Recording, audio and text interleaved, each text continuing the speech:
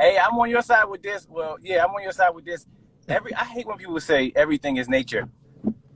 If you was another species or being coming to this planet, you would easily be able to distinct what was here and what wasn't here.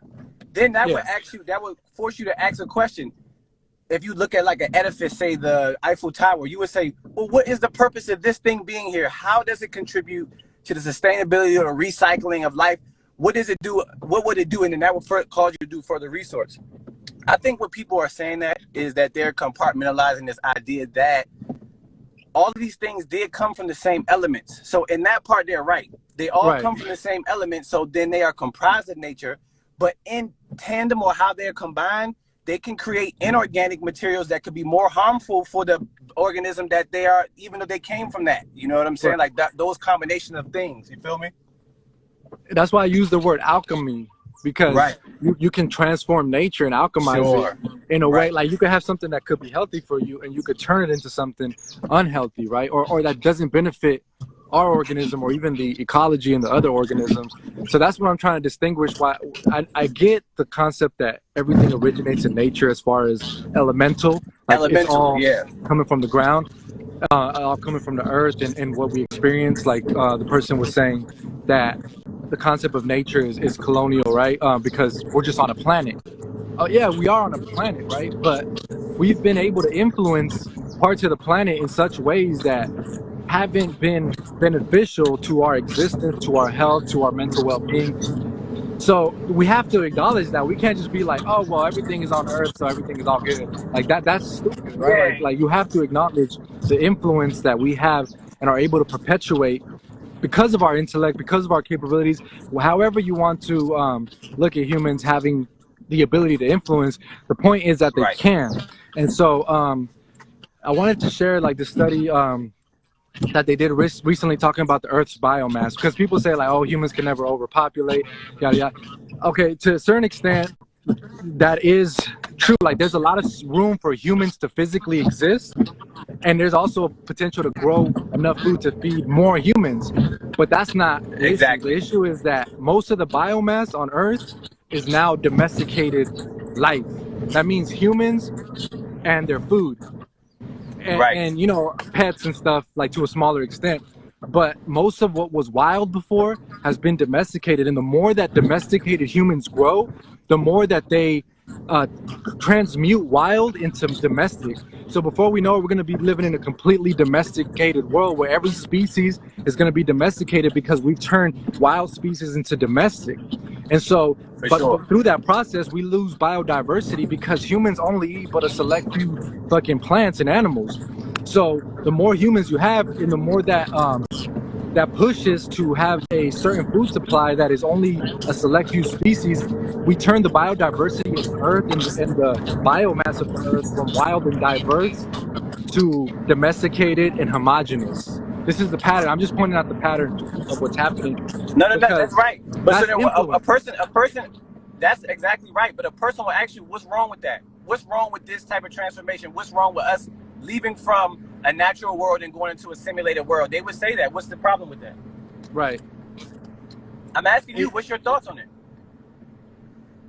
I guess I'm not looking at it as like a problem. I'm looking at it as, does this align to the type of world that we're trying to live in and exist in? And what are the consequences of that process? So we know that our experience as domesticated humans has drastically changed from our experience as wild humans and living closely to the land. That has changed. Like it's not the same experience. Like how our feet look, how our teeth look, how our bodies are being shaped by being in domestication is different than how they would have been in their wild state, right? So through this process, we're not only transforming ourselves, but we're transforming the other organisms. And I guess the issue with that, from a biological level, is that life uses diversity to perpetuate itself. So you might have a species that diversifies itself into many varieties, and this is helpful for avoiding plague, for avoiding disease, because if one variety of that species is affected, there will be another one that's genetically able to withstand that disease. So the diversification of life perpetuates life. Once you start to constrain that, homogenize that, well, one thing that affects a crop, if it's all homogenized, will kill all of that crop. That's the problem with bananas right now, that there's a fungus going around, and because of the lack of biodiversity, it's basically wiping out all the bananas. So Right. I think if we want to tend more towards life and to the perpetuation of life in nature and biological life just generally, we should diversify. It should be more diverse, and we should be moving in ways that diversify. And anything that goes in the opposite direction, I think we should tread very lightly. And that's what I'm saying. Bam. Hey, man, that was very, very, very, very eloquently articulated, man. See, that's the point. That's what people are looking for from you. They think that you're completely against everything, so that's why they go on a complete opposite, thinking that you're. But you acknowledge that there's.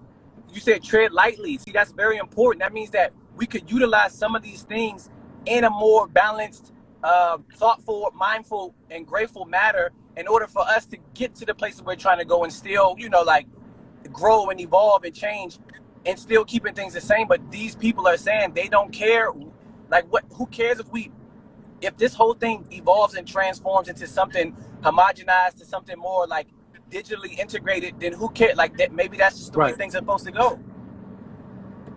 Right. And I definitely get that. And I also think that a lot of times that is kind of the direction that's being taken because people don't feel empowered to seek anything else, right? Like if you're part of a reality where this is all you see and this is all you know, and some motherfuckers out here talking about nature and biodiversity and wildlife, and what the fuck is that? Like, what, bro? Like, we all got to die someday. That's kind of the response that you get Right, from right. somebody who feels frustrated that they don't have adequate awareness and knowledge of what the fuck I'm talking about. So obviously I get the responses like, oh, we all got to die, or this is just evolution, or it's all nature. Like, these are the kinds of responses that I'm seeing when there's that cognitive dissonance a lot of times.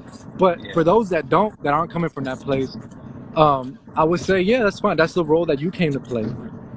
If everything is nature or nothing is nature, everything is just planet Earth, right? According to the person. Um, uh, then I'm the part of planet Earth that is advocating for this. And I have every exactly. right to do that. And you You have have every every right. right to advocate for whatever you believe in. And we have Because we every right to be all, enemies. We have every right to be enemies cordially. We are fighting two different sides of the fight. Peace be, like, may the best, you know what I'm saying? Like, yeah, that's I don't where have we no at problem with it. with that. I'm going to keep doing what I'm doing. I'm going to keep pushing what I'm pushing and saying what I'm saying. I don't have a problem with contrast. I don't have a problem with Sure. confrontation. I don't have a problem with differences. I don't have a problem with war. I don't have a problem with death. I'm embracing all of it because that's what I came here to do. And that's how I just feel about all of this. So anytime somebody tries to demonize anything or cancel something, that's not for me, because I'm gonna confront it and I'm gonna Yeah. face it because it's here to be faced. Like, this is what we came here to do, and this is what we came here to be, and that's how I look at it. For sure, for sure.